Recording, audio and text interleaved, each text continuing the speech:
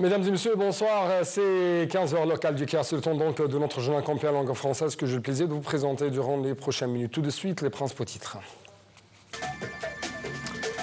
Le ministre égyptien des Affaires étrangères, Badr Abdelati, se rend à Abu Dhabi pour une visite bilatérale.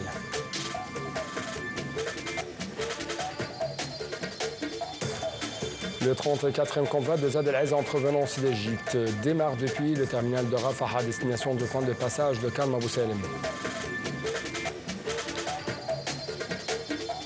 Et enfin, le nouvel accord de coopération conclu avec l'Iran inclut toutes les installations et les infrastructures dans le pays selon le directeur général de l'AIEA.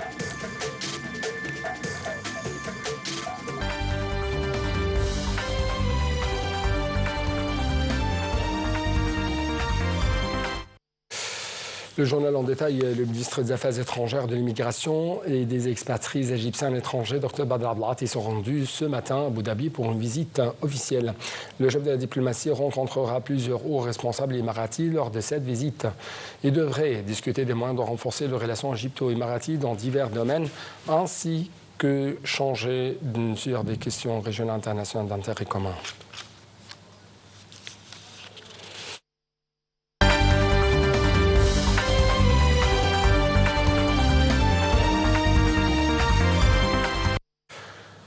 Le Conseil de sécurité des Nations Unies tient ce soir une réunion d'urgence pour examiner l'attaque israélienne contre la capitale qatarienne Doha. Des sources diplomatiques ont indiqué que cette réunion extraordinaire se tient à la demande de l'Algérie en tant qu'un membre non permanent du Conseil de sécurité. L'objectif de la réunion est de discuter de l'attaque israélienne selon les mêmes sources diplomatiques.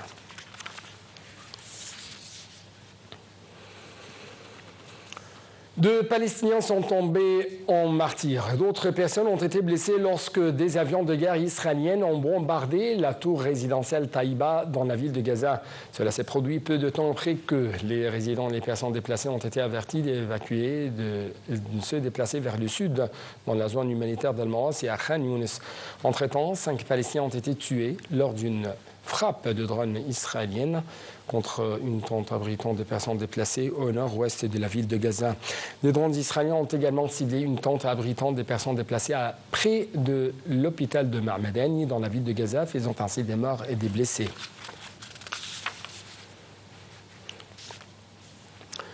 Le 34e convoi qui porte le nom de Zad el-Aizz en provenance d'Égypte, organisé par le Croissant Rouge égyptien, avait démarré depuis le terminal de Rafah à destination du point de passage de Khan Abou Salem. À ce point de passage, les camions sont soumis à une inspection israélienne vigoureuse avant de rentrer dans le territoire palestinien. Le convoi transporte surtout des aides de secours, des denrées alimentaires et des matériels médicaux, des médicaments, ainsi que des camions d'eau potable afin de répondre aux besoins des habitants de la bande de Gaza.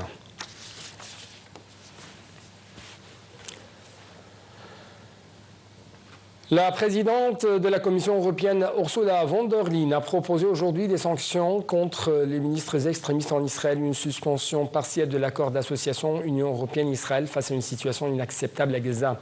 Elle a déclaré devant les eurodéputés à Strasbourg que la famine causée par l'homme ne peut jamais servir d'arme de guerre en évoquant une situation inacceptable dans la bande de Gaza. La présidente de la Commission européenne a de même dit que les récentes décisions prises par le gouvernement israélien dans les derniers projets de colonisation en Cisjordanie qui risquent de la couper en deux sont tout aussi inacceptables.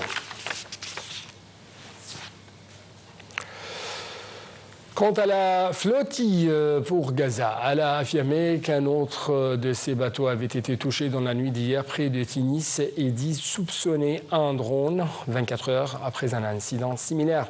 Cette annonce intervient à la veille du départ prévu de la flottille en direction des territoires palestiniens assiégés par l'occupation israélienne. Les détails dans ce commentaire. Deuxième nuit, deuxième attaque de drone, a dit Mélanie Schweizer, l'une des coordinatrices de la flottille. Ces attaques répétées interviennent dans un contexte d'agression israélienne intensifiée contre les Palestiniens à Gaza et constituent une tentative orchestrée pour distraire et faire dérailler notre mission, a dénoncé la flottille dans son communiqué. L'Alma qui bat pavillon britannique a été frappé selon la flottille dans les eaux tunisiennes au large de Sidi Abou Saïd dans la banlieue nord de Tunis. Dans une vidéo publiée par la rapporteure des Nations Unies pour les territoires palestiniens, on peut voir une boule de feu s'abattre sur le pont d'un bateau. Des preuves vidéo suggèrent qu'un drone sans lumière afin de ne pas être vu a largué un engin qui a mis le feu au pont du bateau Alma, a-t-elle écrit. Le bateau a subi des dommages causés par un incendie sur son pont supérieur. Le feu a depuis été éteint et tous les passagers ainsi que l'équipage sont sains et saufs, a dit la flottille dans un communiqué. La veille, c'est le Family qui avait été touché, avait annoncé les organisateurs, vidéo à l'appui. La garde nationale tunisienne avait démenti toute frappe de drone, assurant que selon ses premières constatations, aucun engin n'avait été détecté. Les Nations Unies ont déclaré en août l'état de famine à Gaza, avertissant que 500 000 personnes se trouvent en situation catastrophique. Le nouvel accord de coopération conclu avec l'Iran inclut toutes les installations, les infrastructures dans le pays. C'est ce qu'a déclaré aujourd'hui le directeur général de l'Agence internationale de l'énergie atomique, l'AIEA, Raphaël Grossi. Le nouveau cadre dont la conclusion a été annoncée hier par l'Iran prévoit également les rapports requis sur toutes les installations attaquées, y compris les matériaux nucléaires présents sur ces sites. C'est ce qu'a ajouté M. Grossi dans un discours devant le conseil de gouverneurs de l'AIEA en référence aux installations frappées par Israël au mois de juin. L'Iran avait suspendu sa coopération avec le gendarme onusien du nucléaire après le lancement par Israël d'une attaque sans précédent contre ses installations nucléaires et militaires, ainsi que des zones résidentielles. Washington s'était ensuite joint aux frappes contre les principales installations nucléaires de Fordo, Isfahan et Natanz.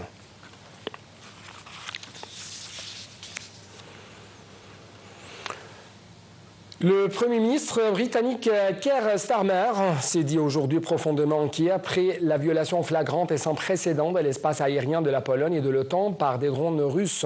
Selon les dirigeants britanniques, il s'agit là d'un acte extrêmement dangereux de la part de la Russie. Il a remercié les forces de l'OTAN et les forces polonaises qui ont réagi rapidement pour protéger l'Alliance.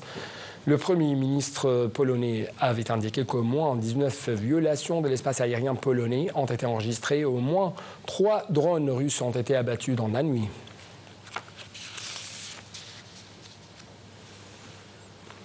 Passons donc en Ukraine où l'armée de l'air a déclaré que la Russie avait lancé 458 drones et missiles durant la nuit. La Pologne voisine a, quant à elle, annoncé avoir abattu des objets hostiles dans son espace aérien. Les détails tout de suite.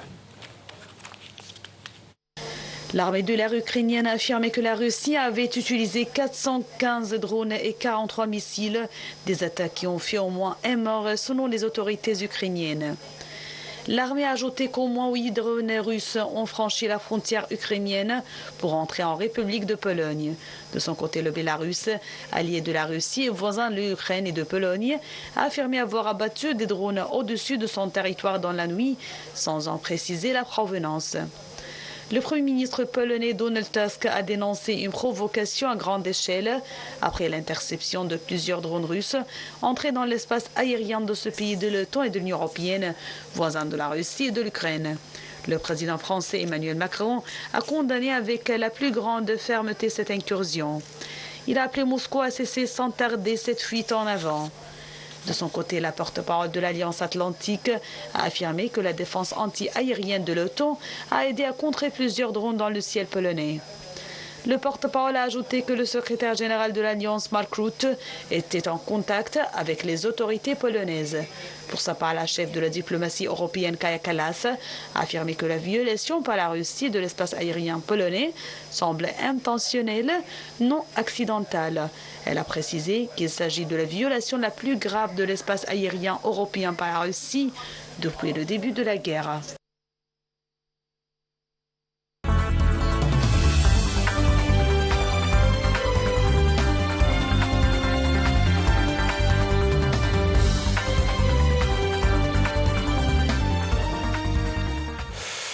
Commençons donc notre rubrique économique par le vice-directeur exécutif de l'Autorité générale de l'investissement des zones libres, Yass El-Abbas, qui a souligné la profondeur des relations égypto-tunisiennes et l'attachement de deux pays à approfondir leur partenariat économique et à accroître les perspectives de coopération dans les divers domaines.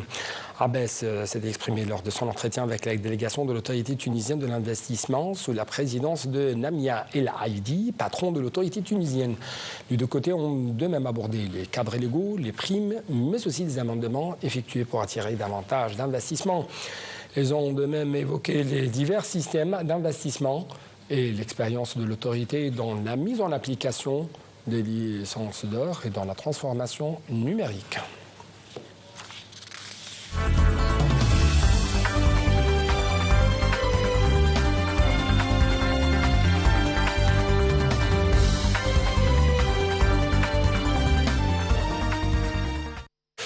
Dans notre volet sportif, la Bolivie a surpris le Brésil à 1-0 et a ainsi décroché aux dépens de Venezuela qui s'est incliné à domicile contre la Colombie 6-3.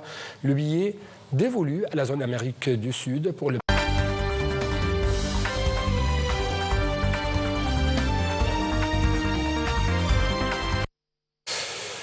Donc notre journal sera terminé par cette nouvelle. Sous le patronage du président Abdel Fattah el-Sisi, l'Opéra a lancé hier la 6e phase du projet de Confrontation et le ministre de Culture, Dr Ahmed Fouad Hannou, a dirigé la participation des différents secteurs du ministère à cette phase, faisant du projet d'un ministère de la culture mobile au cœur de l'Égypte, offrant ainsi ses services et sa créativité aux citoyens de tous les pays. Voyons ensemble les détails.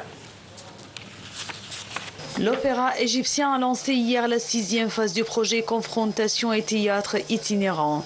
Sous le patronage du président Abdel Fattah el-Sisi, ce projet, affilié à la Maison des Arts du Théâtre, dirigé par Hicham Atoua, et au secteur du théâtre, dirigé par le metteur en scène Khaled Galel, sera suivi par un certain nombre de ministres et de représentants des entités partenaires du projet.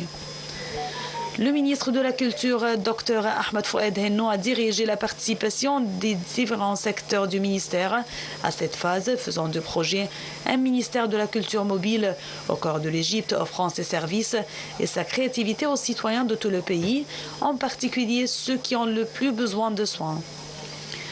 Le 6e phase comprend 8 représentations théâtrales produites par la Maison des Arts du Théâtre, ainsi que des foires aux livres et la distribution gratuite de 10 000 livres aux enfants des villages ciblés par le projet. La 6e phase se déroulera de septembre 2025 à juin 2026 et couvrira 21 gouvernorats avec 175 activités dans 175 localités différentes. Le programme vise à atteindre environ 1 million de citoyens égyptiens, y compris les bénéficiaires et les familles les plus vulnérables, grâce au soutien des programmes Tekeful et Karama. Les événements débuteront dans le gouvernorat de Qena du 12 au 20 septembre, puis dans le gouvernorat d'Assiout du 21 au 26 septembre, suivi du gouvernorat de la mer Rouge du 27 septembre au 3 octobre, avec des spectacles et des activités à suivre dans les autres gouvernorats. Le projet est mis en œuvre en coopération avec plusieurs ministères et organismes partenaires, notamment le ministère de la Jeunesse et des Sports, le ministère de la Solidarité sociale, le ministère de l'Enseignement supérieur, le ministère de l'Éducation, le ministère du Développement local et le ministère de l'Intérieur. Donc c'était tout pour cette édition de notre journal complet en langue française. Merci beaucoup pour votre attention. Toujours bon suite de nos programmes sur votre 2e chaîne nationale. Au revoir.